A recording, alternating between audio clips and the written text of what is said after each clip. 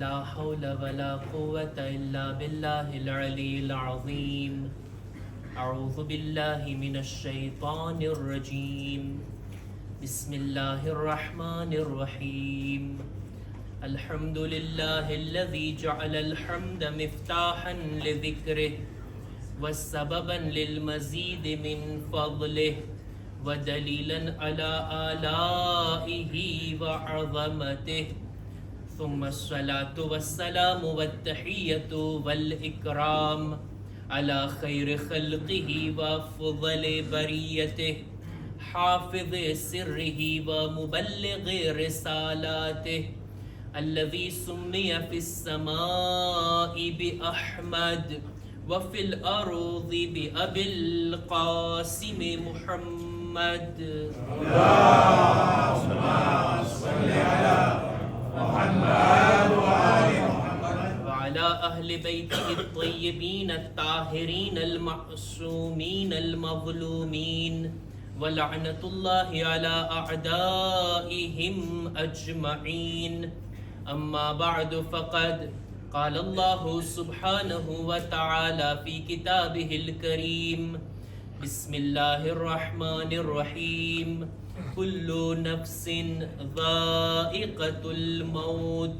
صلوات بر محمد وآل محمد. اللهم صل على محمد وآل محمد.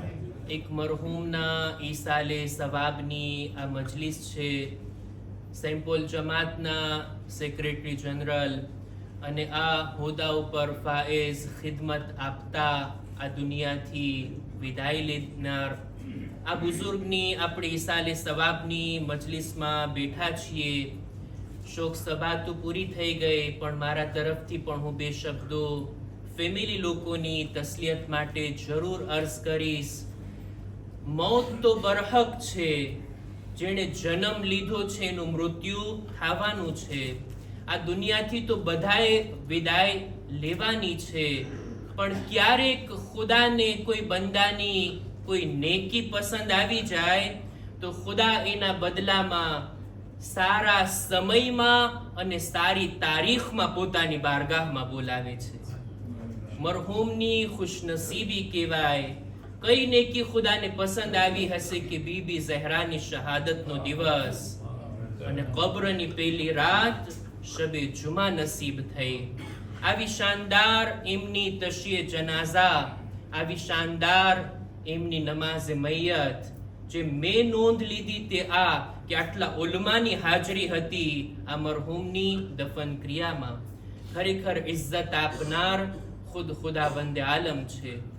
હું ફેમિલી માટે દુઆ કરીશ કે ખુદા એમને સબ્રે જમીલ અતા કરે અને મરહૂમના હકમાં આટલું જ કહીશ કે ખુદાએ તું એમની ખિદમતોને નેકીઓને તારી બારગાહમાં કબૂલ ફરમા, એમની મગફિરત ફરમા, એમને માસુમીનના પાડોશમાં જગ્યા અતા કર. એક સલવાત પર મુહમ્મદ વાલે મુહમ્મદ.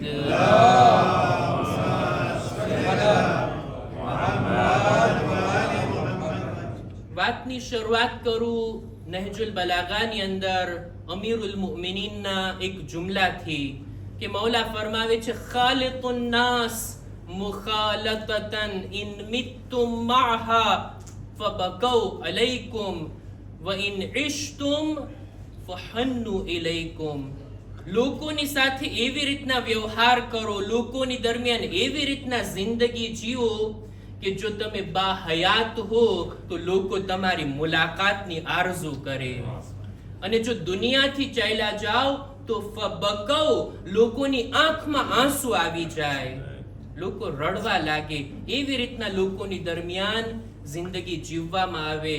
ખરેખર આ હદીસના ઉપર અમલ કરીને બહેતર જિંદગી જીવનાર આ મરહૂમ અમને દેખાય છે કે જેઓ એવી રીતના મુલાકાત કરતા, એવી રીતના એમની સલામ, એવી રીતના ખબર અંતર પૂછવા, એમના મુસાફિહાનો અંદાજ, ખરેખર લોકોને એમની સાથે મળવાનું મન થાય, એમની સાથે વાતો કરવાનું મન થાય, અને એમના દુનિયાથી જવાથી એમની આ દુઃખદ વિદાયથી લોકોની આંખમાં આંસુ પણ જોયા છે. ખરેખર આ ઇન્સાનની ખુશનસીબી કહેવાય કે મર્યા પછી પણ લોકો એમનો જિક્રે ખૈર કરતા રહે, એમની યાદ બાકી રહે. ફૂલ ચાલ્યું જાય પણ એની ખુશ્બુ અને સોડમને મૂકતું જાય. આ રીતના તેઓ જિંદગી જીવા છે. મારે એમના ઈસાલે સવાબમાં અમુક વાતોને બયાન કરવી છે. મરહૂમ વિશે વધારે બયાન ન કરતા, શાયદ એમની રૂહ આ વાત ઉપર રાજી હોય કે એમની ઈસાલે સવાબમાં હદીસોને પઢવામાં આવે, આયતની તિલાવત કરવામાં આવે અને અહલે બૈતનો જિક્ર કરવામાં આવે, જેથી એમના સવાબમાં વધારો થાય. આપણે એક બુઝુર્ગ આલિમે દીન પોતાની કિતાબમાં આ વાતને લખે છે કે દરરોજ અને દર દિવસ જે આપણો પસાર થાય, દરેક 24 કલાક જે આપણી જિંદગીના પૂરા થાય, સાથોસાથ 3 બાબતો આપણાથી નજીક અને વધારે નજીક આવે છે. કઈ કઈ 3 બાબતો? સૌથી પહેલા તો મૌત. એક વેનકા 3 પૂરા થાય, આપણે એક કદમ મૌતની નજદીક આવી ગયા. એક દિવસ અને રાત પૂરા થાય, આપણી મૌત આપણાથી કરીબ આવી રહી છે. પહેલું તો છે મૌત.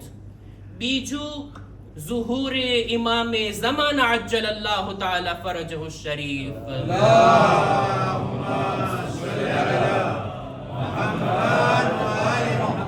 અને ત્રીજું જે આપણાથી નજદીક થાય છે એ છે કયામતનો દિવસ.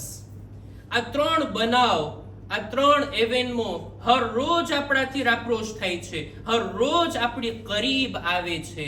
અને અજબ વાત તો ઈ કે આ 3 બનાવનો સમય આપણને ખબર નથી. મોત ક્યારે આવશે, તારીખ, સમય, એની ઘડી આપણા માટે નક્કી નથી. કયામતનું પણ એવું જ છે ને. કયામત આવશે, ખુદાએ વાયદો આપ્યો છે. કુરાનમાં તાકીદની સાથે કેટલી બધી આયતોમાં કયામતના આવવાની વાત કરવામાં આવી, પણ ક્યારે આવશે, કેટલા વર્ષ પછી આવશે, કેટલી સદીઓ પછી આવશે, આપણને ખબર નથી. હા, એટલું કહી શકાય કયામતના બારામાં કે આવતીકાલે કયામત નહીં આવે, આટલી જલ્દી કયામત નહીં આવે. કારણ કે રિવાયતો પ્રમાણે કયામતની પહેલા ઇમામે ઝમાનાનો ઝુહૂર થવાનો છે.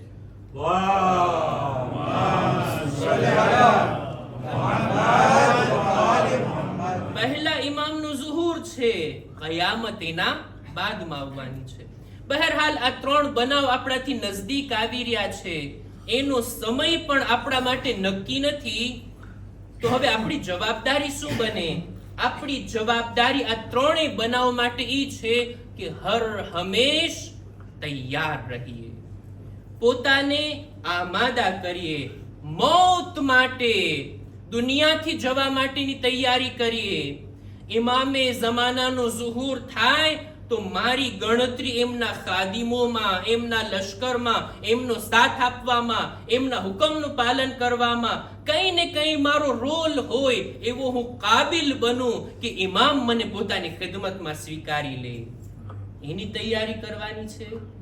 અને ત્રીજું કયામતની, ખુદાની બારગાહમાં ઊભા રહી આખી જિંદગીનો હિસાબ આપવાની, એની પણ તૈયારી કરવાની છે. આ કયામતના દિવસની, ઇમામના ઝુહૂરની અને મૌતની તૈયારી. આજે જરાક મૌતના બારામાં બયાન કરું છું.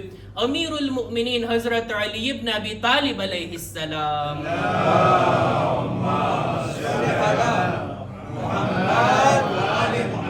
એમનાથી પૂછવામાં આવ્યું, મૌલા, મૌતની તૈયારી એટલે શું? કેવી રીતના હું પોતાને મૌત માટે તૈયાર કરું?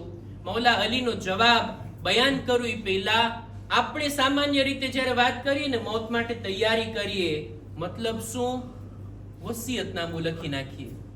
બહુ તો એવું તો ઝિયારતમાં ગયા હોય તો આપણા માટે કફન લઈ આવીએ, ભલામણો કરી નાખીએ કે અમારા બાલ બચ્ચાનું ધ્યાન રાખજો, અમારા પછી અમારી ફેમિલીનો ખ્યાલ રાખજો. આ બધી વાતોને આપણે મૌતની તૈયારી સમજીએ છીએ. આવો જોઈએ મૌલા અલીની નજરમાં મૌતની તૈયારી શું છે. મૌલા પોતે ફરમાવે છે, મૌતની તૈયારી એટલે આ 3 ચીજો, આ 3 બાબતો મરવા માટેની, ખુદાની મુલાકાત માટેની તૈયારી છે. કઈ કઈ? અદાઉલ ફરાઇદ, વાજિબાતને અદા કરવું આ મૌતની તૈયારી છે. કોઈ વાજિબ મારાથી ના છૂટે.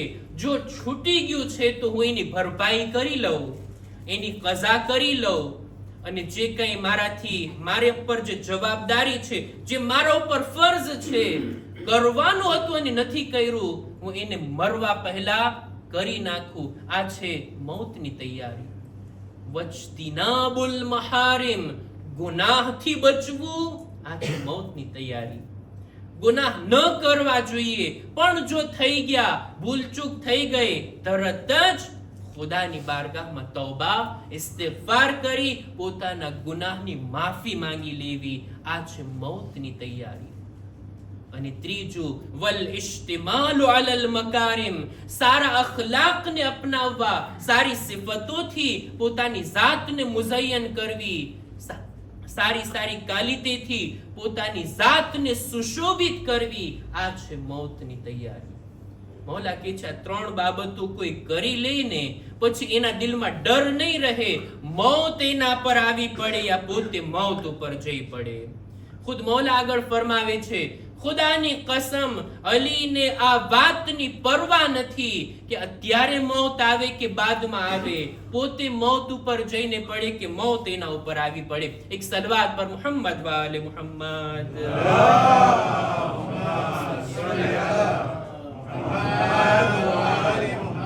મૌત એનાથી ડરવાની જરૂર નથી જો આપણે તૈયારી કરી લીધા હોય તો. આપણી જિંદગીમાં જો તૈયારી હોય ને તો મૌતથી ખૌફ નહીં હોય દિલમાં, મૌતનો ઇંતજાર હશે કે ક્યારે ખુદાનું આમંત્રણ આવે, હું તો તૈયાર છું. શાયરે કેટલી સારી વાત કીધી, મૌત ઇબરત હૈ ज़माने में बुरा नाम नहीं, मौत है हक की निशानी ख्याल खाम नहीं, मौत कहती है ठहरने का यहाँ काम नहीं, मौत शीरी है कि उस जैसा कोई जाम नहीं, मौत दुनिया की मोहब्बत को मिटा देती है, मौत दुनिया की मोहब्बत को मिटा देती है, मौत मखलूक को खालिक से मिला देती है. एक सलवात पर मुहम्मद वाले मुहम्मद.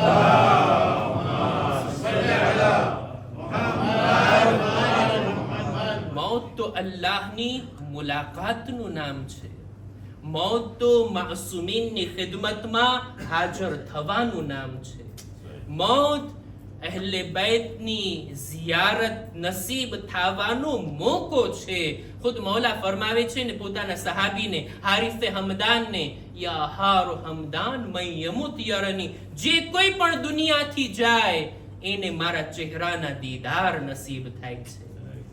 જો મૌતથી મૌલા અલીની ઝિયારત થતી હોય તો એ મૌતથી મુઅમિન ગભરાતો નથી, ડરતો નથી, બલકે મૌત એના માટે એક સારો સુકૂનનો મોકો હોય છે કે જેનો જિંદગીભર મુઅમિનને ઇંતજાર હોય. બસ મારી વાતને હું અહીંયા જ અટકાવું.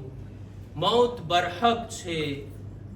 ખુદાવંદે આલમે કુરાન મજીદમાં એક નહીં અનેક જગ્યા ઉપર મારા ખ્યાલથી 3 વખત આ આયતને નાઝિલ કરી કે કુલ્લુ નફસિન ઝાઇકતુલ મૌત, દરેક નફ્સને મૌતની મજા ચાખવાની છે. પણ જો મૌત હક રસ્તા પર આવે, સારી હાલતમાં આવે, સારા દિવસમાં આવે, સારી રીતના ઇન્સાન આ દુનિયાથી જાય, નેકીઓ કરીને જાય, પોતાની યાદગાર સારું નામ મૂકીને જાય, એનાથી મોટી ખુશનસીબી કઈ હોઈ શકે? મરહૂમ કે જેની ઈસાલે સવાબની મજલિસમાં આપણે બેઠા છીએ, એમના સગા વાલાઓ શાનદાર તરીકાથી એમની તશીએ જનાઝા કર્યા. ફેમિલી લોકો એમને સબ્ર આવે દિલમાં, એમને દિલસોજી પાઠવવા માટે, એમને તસ્લિયત અર્ઝ કરવા માટે કેટલા બધા લોકો હાજર હતા. બધા કોન્ડોલિયાન્સ પ્રેઝન્ટે કરતા હતા, બધા પુરુષો આપતા હતા. અને યકીન રાખો, ગમના મોકા ઉપર, મુસીબતના સમયે કોઈ તસ્લિયતના 2 શબ્દો કહે ને દિલમાં કેટલું સુકૂન વળે. પણ હાય સૈયદે સજ્જાદને કોઈ પુરુષો આપવા વાળું ના હતું. સકીનાના માથા પર કોઈ હાથ રાખવા વાળું ના હતું. ઝૈનબને એના ભાઈની તસલિયત આપવા વાળું કોઈ ના હતું. આ કરબલાના મેદાનમાં અસરે આશુરના ઝૈનબની રીદા છીનવા વાળા તો હતા. સૈયદે સજ્જાદના બીમારના બિસ્તરને છીનવા વાળા તો હતા. સકીનાને તમાચા લગાડવા વાળા તો હતા. સકીના કે જો યતીમા થઈ એને તસલિયતમાં કોઈ માથા પર હાથ નથી ફેરવો, શિમરના તમાચા લાગ્યા છે. અઝાદારો તસવ્વુર તો કરો, સકીનાના ગાલ નાના હતા, શિમરના હાથ મોટા. હા ઝાદારો, ચોથા ઇમામને કોઈ તસલિયત અર્ઝ કરવા વાળું ના હતું. સગા વાલાઓની વ્યાધિ આ હોય ને કે મરહૂમને અંતિમ મંઝિલ સુધી પહોંચાડે, એમને ગુસ્લો કફન આપી એમને સિપુર્દે લહેદ કરવામાં આવે. કોઈ ચોથા ઇમામના દિલથી પૂછે. 11મી મુહર્રમના જ્યારે અસીર થઈ રહ્યા હતા, એવી હાલત હતી જાણે બદનથી રૂહ નીકળી જશે. જનાબે ઝૈનબ કહે છે, એ સૈયદે સજ્જાદ, પોતાને સંભાળો, આ તમારી શું હાલત છે? ચોથા ઇમામ કહે છે, એ ફૂફી અમ્મા, તમે જોતા નથી, દુશ્મનોએ એમના નજીસ લાશોને દફન કરી દીધા. હાય નવાસે રસૂલ, હાય અલી ફાતિમાના દીકરા, જેનો જવાન દીકરો મોજૂદ હોય, શું એના બાબાની લાશ આ રીતના બેગોરો કફન જમીને કરબલા પર પડી. લعنતુલ્લાહ અલલ કૌમ الظالمين وسيعلم الذين ظلموا أي منقلب ينقلبون إنا لله وإنا إليه راجعون. परवरदिगार हमारी आ मुख्तसर इबादत ने कबूल फरमा. खुदाया मरहूमीननी मगफिरत फरमा. ખાસ કરીને જે મરહૂમની અમે યાદમાં બેઠા છીએ, ખુદાયા તેમના ઉપર તારી ખાસ રહેમત નાઝિલ કર, એમની કબ્રને નૂરાની કર. ખુદાયા માસૂમીનના પાડોશમાં એમને જગ્યા અતા કર. સગા વાલાઓને સબ્રે જમીલ નસીબ કર. ખુદાયા ઝમાનાના ઇમામના ઝુહૂરમાં તાજીલ ફરમા. हमारो शुमार इम्ना आवानो अंसार मा कर. रब्बना तक़ब्बल मिन्ना इन्नका अंतस समीउल अलीम. सूरतुल मुबारकतुल फातिहा.